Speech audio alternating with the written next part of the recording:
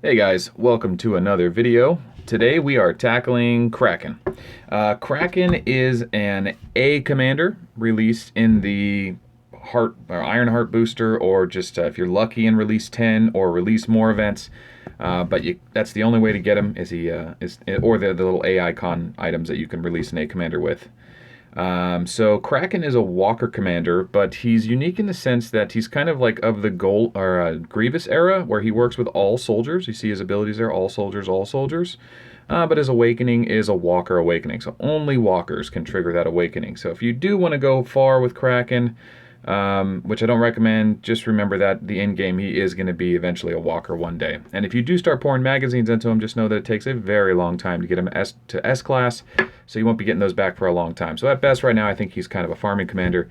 But for a lot of newer players starting the game out, or older players that are taking a look back on commanders, here's what you get with Kraken. So let's start with this flavor text. He is, before his many years of special care, they mean prison, in interstellar prisons, his mission was to assassinate the Imperial Supreme Commander. We don't know who that is yet. He failed, he was arrested, and instead of being tortured and broken, it made him stronger. So what doesn't kill you makes you stronger.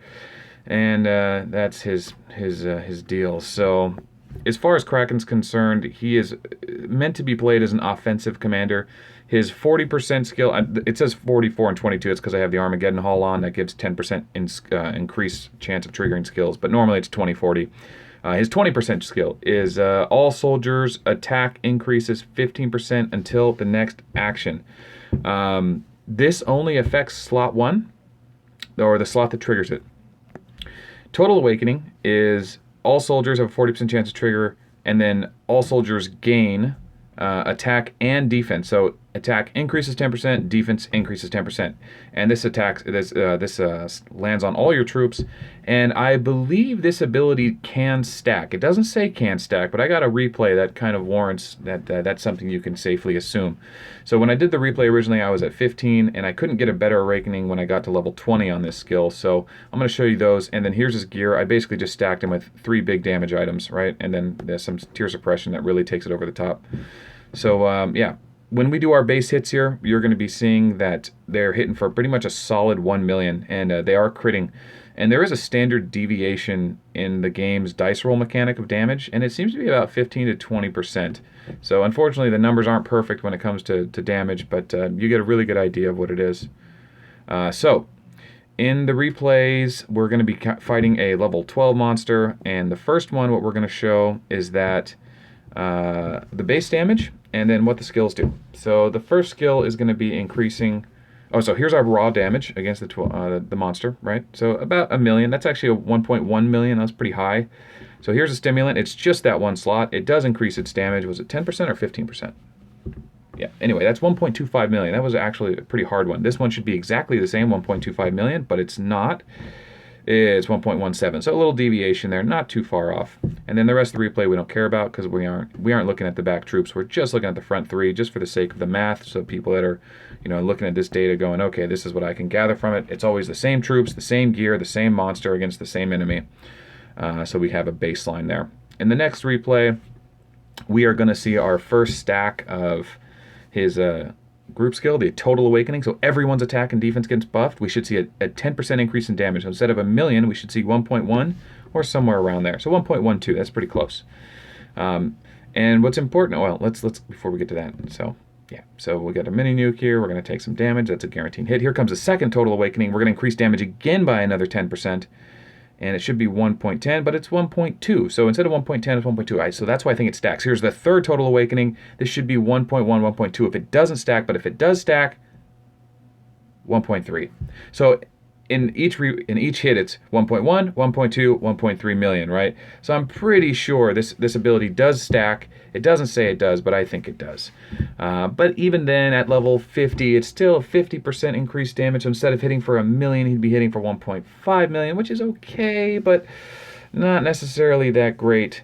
Not something we get too excited about. So anyway, that's kind of where his value lies as an offensive striker. He just gains a little bit of damage, a little bit of defense, not so much. And I want to compare that to Golem before I go crapping all over Kraken.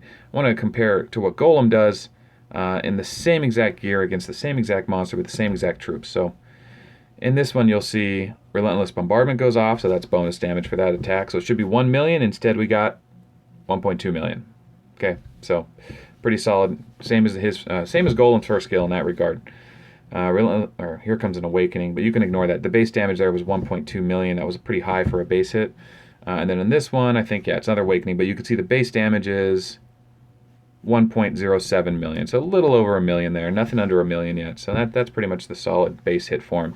And then I attacked again, and in this replay we get a Crush, and the Crush is the best skill in the game. That's one that says for every level you gain, for every level up you gain 2% bonus raw damage, and it stacks way different than anything else. So here comes the Crush. Instead of 1 million, we're going to see 2.2 million with Relentless Bombardment. So basically he double damaged off that.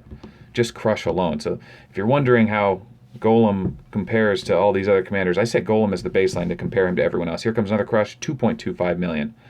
So he's doing double damage with his second ability, as opposed to these little meager 10-20% increases. So anyway, that's a look compared to Golem, and that's kind of what Golem or Kraken has to offer us. So Kraken, as far as he fits into the current metagame, he is at best a B commander. I wouldn't even put him in the A lineup.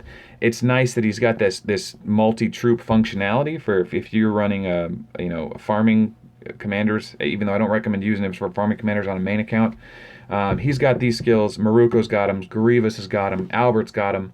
But he's neat in that regard. You can mix it up with him. But I think they were originally designed, these heroes, to be like, use infantry in this slot, Walker in the second slot, Airship in the third slot, kind of like Explorer 330, kind of like one in each slot. I think that's how they thought people would end up playing this game, but I think he's kind of a relic of like the concept of the game and not how it actually turned out. So nothing special. He's just a rare, hard-to-get commander. Be careful of not putting too much magazines into him, because it'll take you a long time to get him to S-Class to reabsorb him. I do recommend reabsorbing him right away, even though he's hard to get to S-Class. He's totally useless in the current meta. If we had to recommend a way to make him better, it's real simple. If we're going to go damage, you got to double that right there to even make it in the equation of Chief and Golem. And then this ability here, I mean, since we already got a skill that hits all the other troops, at least admit this one stacks, say does stack, and then I also make this one say does stack. Then we'd have a really cool kind of like Blader or a Blader-esque style all commander that doesn't hit as hard as Blader, but Blader's airships only. Kraken is a multitude, and you could have, all troops get the buff. Something like that would be cool.